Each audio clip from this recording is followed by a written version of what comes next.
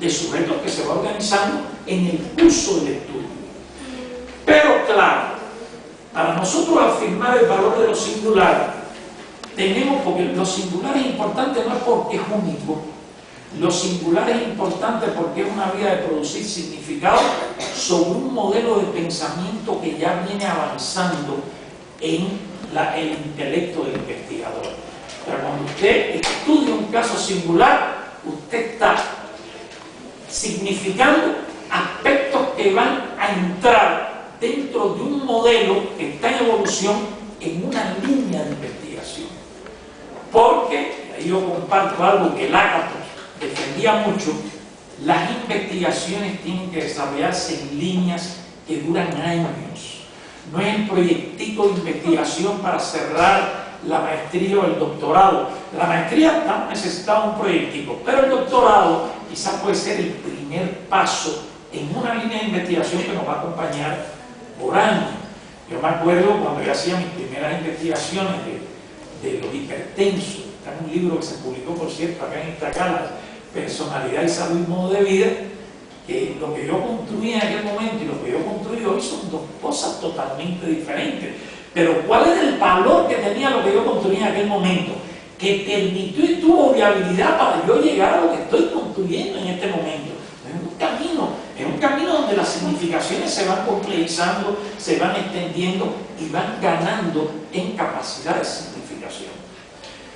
Este es un punto que, bueno, evidentemente entra en total contradicción con el tipo de investigación cualitativa que le hace culto a la inducción, porque el caso singular nunca nos lleva a la inducción. Entonces, nosotros tenemos dos tipos o dos tendencias muy fuertes en la investigación cualitativa. La inductiva descriptiva, que por tanto es de campo, que por tanto es empírica, y la constructiva interpretativa en sus diferentes versiones, que enfatiza el proceso investigativo como el proceso de desarrollo de modelos teóricos. Modelos teóricos que se construyen en la relación tensa y contradictoria con el momento empírico. Lo empírico nunca puede ser una fuente neutra que es la que nos lleva a nuestros saberes.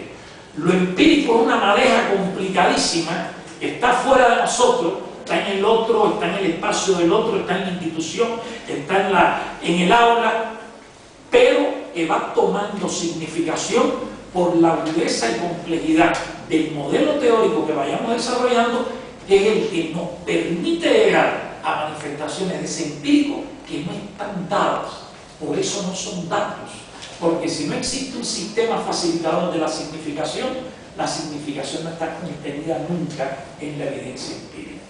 Entonces es una remodelación que va a tener toda una serie de consecuencias en el plano metodológico y que en el plano epistemológico tiene otras que después que ustedes vengan del almuerzo las seguiremos compensando. Vamos a ver ahora, porque ya son las 20 en mi reloj, me quedaron las 9:30, si preguntas, cuestionamientos sobre esta parte, reflexiones que ustedes tengan. Sí. Una pregunta. En clínica, desde algunos enfoques, se hace énfasis en el hecho de que al momento de interpretar hay que dejar de lado nuestras construcciones, nuestros pensamientos y tratar de ser lo más objetivo que se pueda. ¿Esto es posible? Interpretar, dejando de lado como psicólogo, como persona, nuestras construcciones, nuestros pensamientos. Esa es la primera distorsión que ese modelo crea. Porque si tú dejas de lado tus creencias, la primera distorsión son las teorías. ¿Tú quieres algo más distorsionador que una teoría? Por eso el carácter paradojal del acto de conocimiento humano. Sin la teoría no tendríamos posibilidades de generar significados sobre el campo en el que estamos investigando. ¿Comprende? Ahora, una vez que usamos la teoría, dejamos fuera del problema todo otro conjunto de cosas que son parte del problema. Y eso no le quita valor a la teoría. Por ejemplo, la teoría de Moscovici. Hay un concepto que yo introduje en el 97, en ese libro de epistemología cualitativa, que hasta hoy yo le doy mucha importancia. Yo creo que las teorías son más importantes por los espacios de inteligibilidad que abren sobre un problema que por las categorías concretas que usan para solucionar ese espacio que abre. Por ejemplo, Moscovici abre un espacio de inteligibilidad que es fantástico, que es que el propio tejido social tiene un carácter generador de nuevos procesos simbólicos que no son la suma de los individuos, ¿verdad? Sin embargo, haciendo eso y al enfatizar el carácter simbólico de la representación, que también la separa de ver la representación como comportamiento, que como siempre intentamos verla, Moscovici dejó fuera algo que para mí es fundamental: el sujeto concreto del espacio de práctica compartida de las representaciones sociales. ¿De dónde sale la emoción que carga una representación social? De los sentidos que se producen por los sujetos que comparten ese espacio simbólico. ¿Comprende? Y entonces, el hecho que Moscovici no haya visto eso, porque que puede estar equivocado soy yo, pero el hecho de que Moscovici no haya visto eso no quiere decir que la teoría perdió su valor, porque el espacio de inteligibilidad que le abrió sirvió después para el desarrollo del concepto de práctica discursiva, para el propio desarrollo del término discurso, que los autores del discurso, básicamente los construccionistas, lo han atacado a muerte por ser una teoría representacional. Yo creo que están equivocados los construccionistas. Y hay todo un eje de producción de conceptos asociados al social que tienen su matriz en el concepto de Moscovici. Freud con el inconsciente. Yo no comparto las categorías que usó para visualizarlo. Sin embargo, a partir de ahí se quebró definitivamente la idea de que la psique humana se da en el espacio y en el locus de la razón. Y eso va tomando con categorías distintas y de posiciones distintas múltiples formas. Ahí está uno de los aspectos enormes de trascendencia de los autores. Las teorías son trascendentes por los espacios de inteligibilidad que abren, y son espacios de inteligibilidad que tienen una duración histórica mucho mayor que las propias categorías. Cuando tú ves los desdoblamientos de la familia de teorías psicoanalistas, hay crítica al complejo de Edipo, hay crítica a la idea de transferencia, hay crítica a la pulsión, hay crítica a todo. Pero hay un punto que todas comparten, que es la trama compleja de procesos no conscientes que regulan la motivación humana. Entonces, tú ves cómo esa zona de sentido abre espacios que se perpetúan y duran mucho. Digo que abre un espacio que es que la cultura está en la génesis de la subjetividad humana. Y ese espacio hoy, lo podemos, hay autores que están más allá, que usan otras categorías, pero quien visualizó primero el espacio fue Vygotsky. Entonces, ese es el movimiento que se da. Si tú dejas tus preconceptos, el primero que tienes que dejar es la teoría. Y no hay cómo hacerlo. Inclusive los propios autores construccionistas, que han sido básicamente ateóricos, aunque profundamente teóricos, ellos tienen una paradoja. Es un mutismo ontológico que se convirtió en otra ontología. Y es una huida de la metafísica que se convirtió en otra metafísica. Todo es discursivo. Entonces, si todo es discursivo, el universo está hecho de discurso y no hay más nada que hacer, se acabó. ¿Comprende? Entonces, yo creo que ellos vuelven a lo que niegan, con consecuencias pueden ser muy reaccionarias desde mi punto de vista. Ahora, si tú dejas tu inteligencia, porque parte de nuestro concepto, nuestra inteligencia está llena de preconceptos, y si somos en la amplitud del término preconcepto, cuando Nietzsche dice toda palabra es un preconcepto que no deja de tener en parte razón, porque una vez que yo tengo una palabra, ya no veo lo que está fuera de ella. Pero nos tiene que haber pasado todo en las relaciones personales. El día que sobre tu enamorado tú digas, es un egoísta y un envidioso, oye, para que el hombre pueda salir de ese estatus, le va a costar trabajo. Es más, posiblemente ya cuando tú construyas eso, ya eso está en proceso de desestructuración. Porque cuando las cosas están en alza, nunca producimos esos conceptos. Ya esos conceptos evidencian que el tejido subjetivo que nos mantiene integrados está en proceso de composición. Yo soy partidario de que no. Yo creo que es dominante en la ciencia de hoy, fíjate, todas sus tendencias, que no es así. Hoy la neutralidad directa o la neutralidad indirecta que es otra forma de neutralidad, de esa fenomenología más objetivista. Pues acuérdate que Husserl tuvo una paradoja. Por una parte rescata que la realidad la podemos percibir solo en su esencia, dentro de un campo de conciencia, pero por otra parte tenía la idea de hacer de la filosofía una ciencia tan dura como la matemática, porque él era matemático. Y el objetivismo en el pensamiento de Husserl, con excepción de la crisis, está en toda su obra. Por eso las otras fenomenologías se desprenden de ese objetivismo. ¿Qué cosa es la hermenéutica de Heidegger? Una ruptura, el ver el proceso de conocimiento siempre en construcción, nunca como conclusión, que también tiene sus puntos débiles, que lo podemos discutir. Después que, bueno, por traer a Heidegger ahora sería un pelotazo en el peor lugar.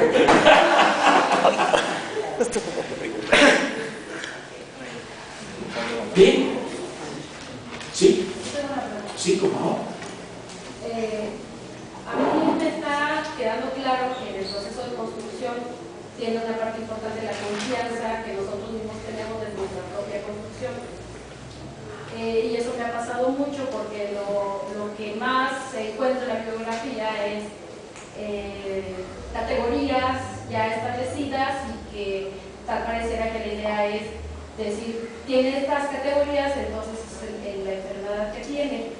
Luchar contra eso es muy difícil y poder construir, decir algo y estar convencido de eso, a mí me parece que es una parte muy difícil para el investigador. ¿Cómo saber si es viable lo que estoy construyendo? Yo trabajo con niños que me llegan al consultorio porque tienen problemas escolares y pues ya llegan con la categoría que le dieron en la escuela, hiperactivos, etc.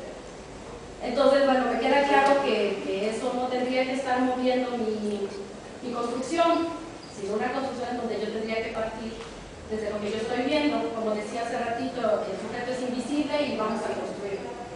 Pero ya cuando tengo ya una construcción, ¿cómo saber, cómo saber de la viabilidad de eso que estoy diciendo?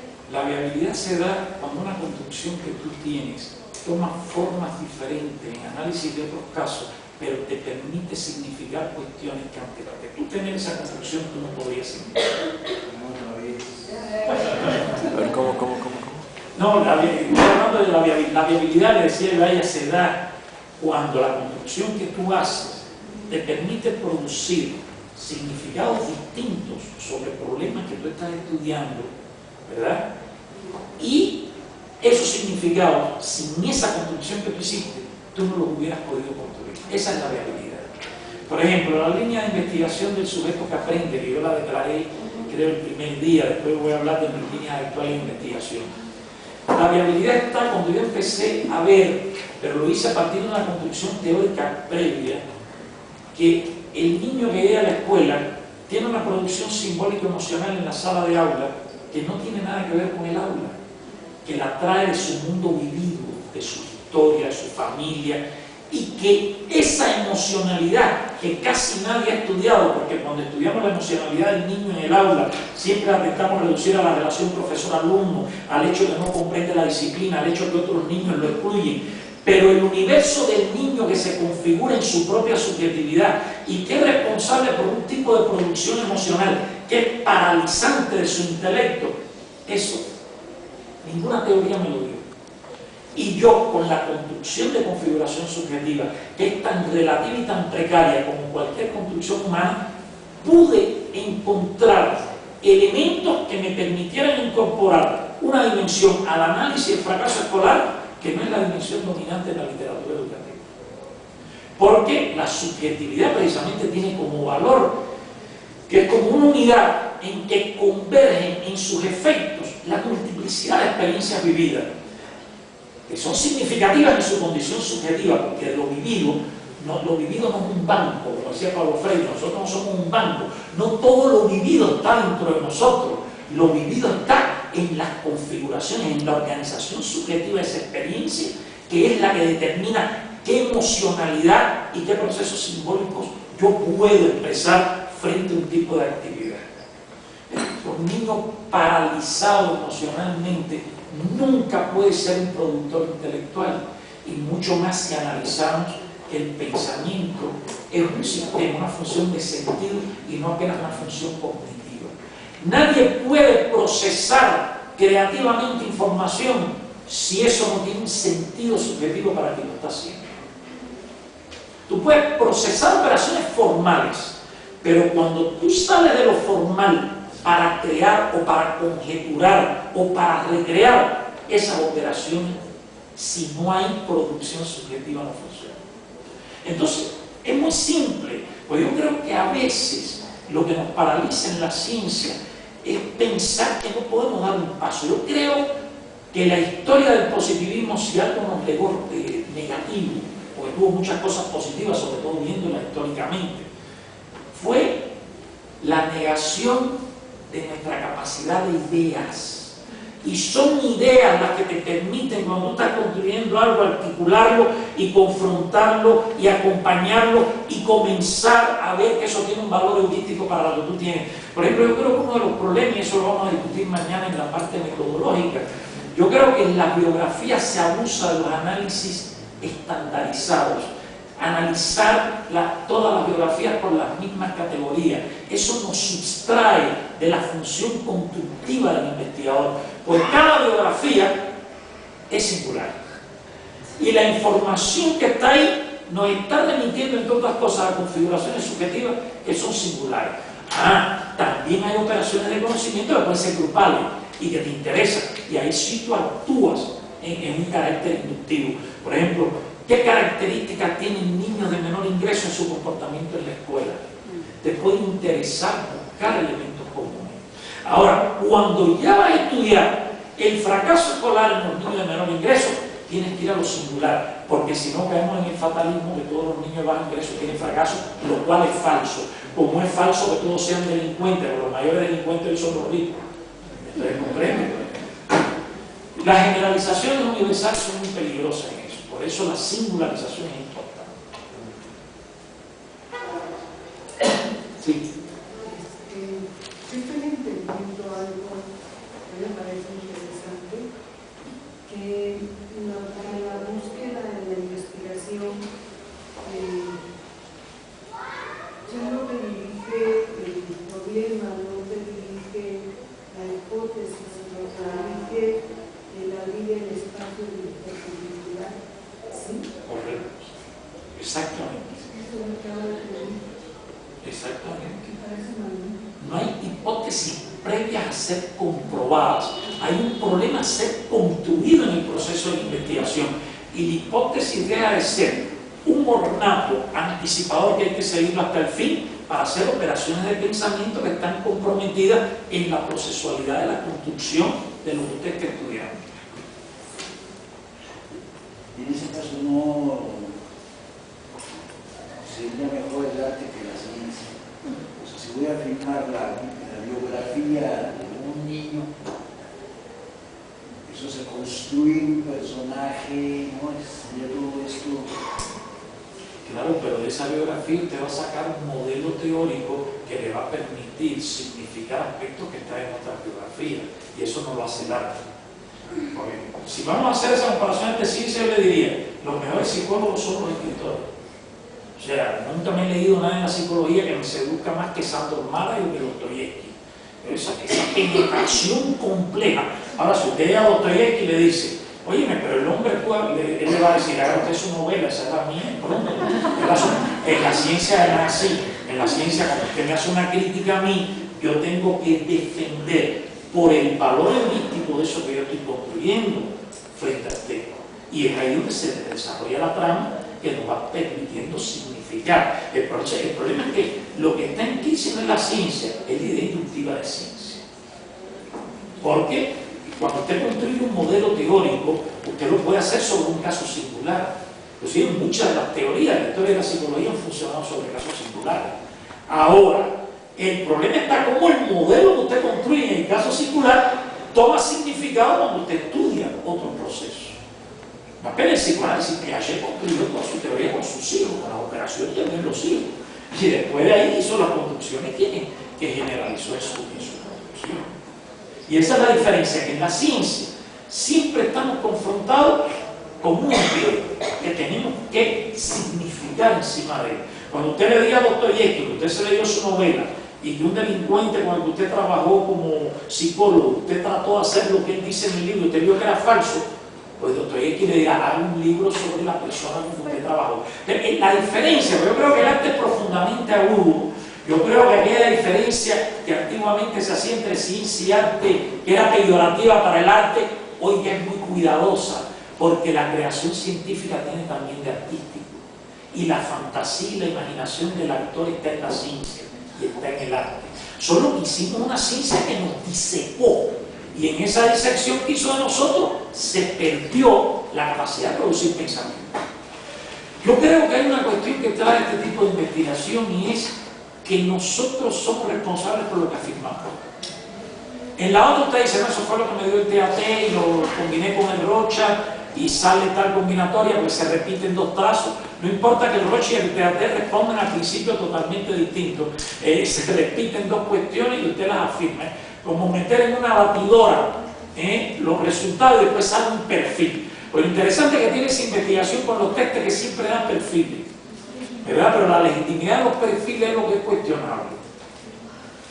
Bueno, señores, estamos en la hora que ustedes indicaron. Yo estoy fresco como el gallo de la madrugada. Yo hasta las 6. No sé, regresan a las 4.